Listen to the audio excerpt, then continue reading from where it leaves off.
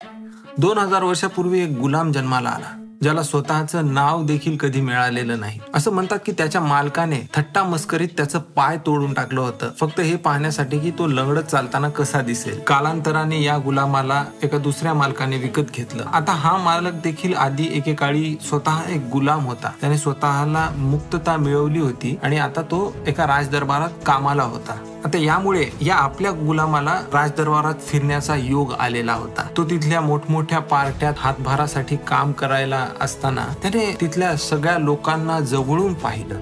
तेव्हा तिथे त्याला असं दिसून आलं की ही जी श्रीमंत लोक आहेत, जी वरून एवढं ऐश्वर्य सामर्थ्यतेचं जे प्रदर्शन करत असतात, ही लोक तर आतून खूप पोकळ आहेत, भेकाळ आहेत. कुणी त्याच्या ठेवलेल्या बाईचा, कुणी संपत्तीचा, कुणी इतरांच्या मतांचा, तर कुणी स्वतःच्या अहंकाराचाच गुलाम बनलेला त्यांना दिसला. आणि त्या गुलामाला असं दिसून आलं की त्या सगळ्या लोकांपेक्षा तर हा स्वतःच गुलाम असून त्यांच्यापेक्षा मुक्त आहे. त्याला थोडीशी मुभा दिलेली होती. तर त्यामुळे हा गुलाम त्याच्या फावल्या वेळात तत्वज्ञानाचे धडे घ्यायला तो जाऊ लागला. मग नंतर त्या गुलामाने स्वतःला मुक्तही करून घेतलं. त्यानंतर त्याने स्वतःची एक तत्वज्ञानाची शाळा काढली, जिथे दूर दूरच्या देशातली लोक येऊन त्याच्याकडून तत्वज्ञानाची धडे घेऊ लागली. त्यापैकी येणाऱ्या एका विद्यार्थ्याला असं वाटलं की आपल्या या शिक्षकाचे धडे खूप महत्वाचे आहेत, त्यांना कुठेतरी नमूद करून ठेवायला हवं. त्यामुळे त्यांनी त्याच्या या शिक्षकाच्या या धड्यांचं संग्रह निर्माण करून एक पुस्तक बनवलं. या पुस्तकाला त्या राज्यातल्या सगळ्या लोकांनी वाचलं आणि कित्येक लोकांची आयुष्यही बदलली. पुढे चालून कालांतराने हा गुलाम मेला. आता आपल्याला वाटतं आपली ही गोष्ट इथेच संपली, पण नाही. पुढे शेकडो वर्षानंतर एक शाही मुलगा जन्माला येतो. हा मुलगा कोणत्या शाही घराण्यात जन्माला जरी आला नसला तरी याचं शाही घराण्याशी खूप घनिष्ठ संबंध होतं. कारण याचा परिवार इमारतीच्या बांधकामासाठी लागणाऱ्या कच्च्या मालाचा व्यापारी असल्यामुळे त्या परिवाराला राजकारणात थोडंफार मान होतं. याचे वडील लहानपणीच वारल्यामुळे तो त्याच्या आई आणि आजोबासोबत वाढू लागला.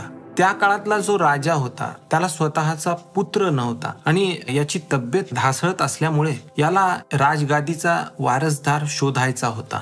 या राजाने या मुलाला लहानपणीपासूनच पाहिलेलं होतं आणि या मुलाचे पाय या राजाला लहानपणीच पाळण्यात दिसले होते. या राजाने ठरवलं होतं की ह्या मुलालाच माझ्या या राज्याचा वारसदार बनवायचा आहे. त्यामुळे त्याने एका मंत्र्याची निवड केली, एका इमानदार मंत्र्याची. त्याच्यावर ही जिम्मेदारी सोपवली की या मुलाचं सांभाळ हा मोठा होईपर्यंत तू करायचा आहेस आणि तुझ्या नंतर या मंत्र्याच्या नंतर या राज्याचं वारस ह्या मुलाकडे सोपवायचं आहे, अशी जिम्मेदारी त्या मंत्र्यावर दिली. मग या राजाचा मृत्यू झाल्यावर या मुलाच्या शिक्षणावर, त्याच्यावर योग्य ते संस्कार व्हावेत यासाठी खूप खर्च करण्यात आला. युद्ध कौशल्य, वक्तृत्व कला, ते अगदी तत्वज्ञानाचे देखील धडे या मुलाला देण्यात येत होते. पुढे चालून या मुलाला त्या गुलामाने लिहिलेली ती पुस्तक देण्यात आली आणि ह्या पुस्तकाने साहजिकच या मुलाला खूप प्रभावित केलेलं होतं. आणि तिथून पुढच्या आयुष्यात प्रत्येक पावलावर चालत असताना या मुलाने त्या पुस्तकातील त्या गुलामाने लिहिलेल्या तत्वांवर चालण्याचा प्रयत्न केला. पुढे हा मुलगा राजा देखील बनला. पण आता गेल्या 200 वर्षात जे राज्य अगदी शांततेत वावरत होतं, अगदी शांततेत नांदत होतं, ते आता अगदी जणू काही पेटूनच उठलं. आजूबाजूच्या राज्यातून होणारी घुसखोरी असो किंवा स्वतःच्याच विश्वासू सेनापतीकडून झालेला विश्वासघात असो किंवा राजकारकीर्द सुरू झाल्यापासून ते पुढची 16 वर्ष चालत राहणारा एंटोनाईन प्लेग नावाचा महामारीचा रोग असो, यासारख्या कित्येक समस्याला तोंड देत या राजाला त्याचं आयुष्य काढावं लागलं. आणि या समस्यांना तोंड देण्यासाठी या राजाला त्या गुलामांनी लिहिलेली ती जी पुस्तक होती ती कामाला आली. मग पुढे चालून हा राजा देखील त्या एंटोनाईन प्लेगमुळेच मेला. मग त्याने ते जे साम्राज्य सांभाळून ठेवलं होतं तसं सांभाळणारा राजा नंतर कधी झालाच नाही. मग नंतर त्या साम्राज्याला एक उतरती कळा लागली आणि ते साम्राज्य पूर्णपणे नष्ट झालं. या राजाने त्याच्या आयुष्यात त्याच्या समस्यावर तोंड देण्यासाठी स्वतःसोबत एक रोजनीशी ठेवली होती. त्यात तो मोठमोठी जी महत्वाची तत्वे आहेत, जी त्याच्या आयुष्यात त्याला कामी येणार आहेत, या गोष्टीचा त्याने संग्रह केलेला होता. ती रोजनिशी देखील पुढे प्रदर्शित करण्यात आली आणि त्या रोजनिशीने देखील कित्येक लोकांचं आयुष्य बदललेलं आहे. मित्र, या ज्या 2 व्यक्तींविषयी मी बोलतोय, ही 2 व्यक्ती म्हणजे गुलाम म्हणजे एपिक्टेटस आणि तो जो राजा होता त्याचं नाव मार्कस ऑरेलियस होतं. एपिक्टेटस याचा अर्थ ॲक्वायर्ड म्हणजे विकत घेतलेला, फक्त एवढाच होतो. मित्र, आपल्याला आयुष्य जगत असताना कधी कधी प्रश्न पडतो की मी ही चांगली गोष्ट करतोय पण याचा काय फायदा, कुणी जर पाहिलीच नाही तर, किंवा हे चांगलं करणं वाया गेलं तर, त्यापेक्षा मी हे वाईट करतो ज्याने मला थोडीशी प्रसिद्धी मिळेल किंवा याने माझा काहीतरी फायदा होईल, वाईट बनण्यातच माझा फायदा आहे, असा आपण विचार करू लागतो. पण हे विचार करणं खूप चुकीचं आहे मित्र. असं विचार केल्यामुळे आपला खरा फायदा होऊ शकत नाही. हे याचं उत्तम उदाहरण म्हणजे ह्या 2 व्यक्तीचं जीवन आहे. ह्या 2 व्यक्तींना कधीच वाटलं नव्हतं की स्वतःची प्रसिद्धी व्हावी किंवा त्यांची वाहवाही व्हावी, म्हणून त्यांनी ही पुस्तकं लिहिलेली नव्हती. जर आता मार्कस ऑरेलियस जर जिवंत राहिले असते, त्यांना जर का कळालं असतं की त्यांनी जी लिहिलेली रोजनिशी आहे ती आज 2 वर्षानंतरही वाचून लोक त्यांचे आयुष्य बदलण्यासाठी त्याचा वापर करतायत, तर त्यांना खूप शर्मिंदगी वाटली असती. पण सत्य हे असंच आहे मित्र. आपल्या आयुष्याचा अर्थ काय असं जर प्रश्न कोणी विचारलं तर आपल्या आयुष्याचा फक्त एकच अर्थ आहे, ते म्हणजे एक चांगला व्यक्ती बनणे. निसर्ग आपल्या पुढे खूप काही वाईट गोष्टी आणून सोडतो, आपल्यासोबत खूप वाईट घडतं, आपल्यावर खूप मोठी मोठी संकट येतात, आपल्यातील बऱ्याच लोकांकडे असलेली संपत्ती सगळी निघून जाते, रोगराई येते, जवळची लोक मरतात, कुणाचे हात पाय निकामी होतात, अपंग होतात, खूप काही वाईट गोष्टी होतात, अपमानित होतं, त्यांचा सन्मान, त्यांचा जो काही सामाजिक प्रसिद्धी होती ती आता निघून जाते, बदनामी येते त्यांच्या आयुष्यात. पण मित्र हो, या सगळ्या ज्या गोष्टी आपल्यासोबत घडतात तर याच्या मागचं एक अर्थ असतं. ह्या सगळ्या गोष्टी ह्या तुमच्या समोर आलेल्या एका प्रश्नाप्रमाणे असतात की ह्या गोष्टी तुमच्यासोबत घडतायत पण तुम्ही काय आहात, तुमचं काय आहे अस्तित्व. आता जेव्हा आपल्याला प्रश्न पडतो की माझं अस्तित्व काय, तेव्हा आपलं साहजिक उत्तर असतं की माझं अस्तित्व म्हणजे माझ्याकडे एवढा हे बंगला आहे, ही गाडी आहे, हे संपत्ती आहे, मी एक प्रसिद्ध व्यक्ती आहे, माझा हा मित्र परिवार आहे, मी या फॅमिलीला बिलॉंग करतो, वगैरे वगैरे अशा गोष्टींशी आपली ओळख दाखवतो. पण तुमची खरी ओळख ही तुम्ही कसे व्यक्ती आहात, तुमचा स्वभाव काय आहे, तुमचं चारित्र्य किंवा चरित्र हे काय आहे, कसं आहात तुम्ही, हे असेल त्याचं उत्तर. ती तुमची खरी ओळख असेल. मित्र, तुम्ही एखादी चांगली गोष्ट करता आणि ती कुणी पाहतही नाही, त्यामुळे आपण निराश होता कामा नये मित्र.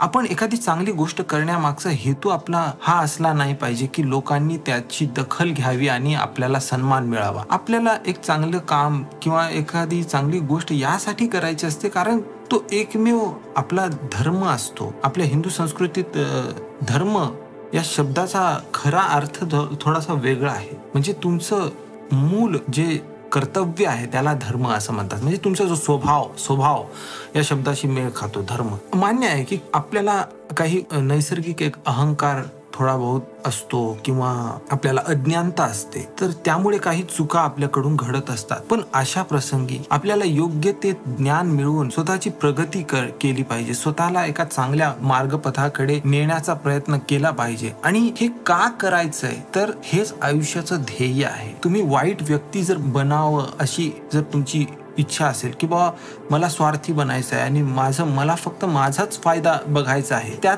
तर्क नाही, ती इलॉजिकल गोष्ट आहे. कारण जर तुम्ही स्वार्थासाठी दुसऱ्यांचं वाईट करत असाल असा जर विचार जर तुमच्या मनात येत असेल तर त्यात वाईट दुसऱ्याचं कधीच होत नाही, तुमचंच वाईट होतं. आता याच्या मागची ही कारणं कशी असू शकतात की मला संपत्तीसाठी वाईटपणा करायचा आहे किंवा मला प्रसिद्धी मिळण्यासाठी मी साम दान दंड भेद असं म्हणतो की मी काहीही करेल पण मला प्रसिद्ध व्हायचं आहे. अशा जर विचाराने तुम्ही तुमची वाटचाल करत असाल तर नक्कीच पुढे जाऊन तुम्ही कुठे ना कुठे फसणार आहात. तुम्ही मग गुलाम बनून जाता. ज्या गोष्टीसाठी तुम्ही हे वाईटपणा स्वतःत आणलंय त्या गोष्टीचे गुलाम बनत असता आणि परत हे जे वाईटपणा तुम्ही निर्माण केलेला आहे यामुळे पण तुमचा खूप मोठं नुकसान होत असतं.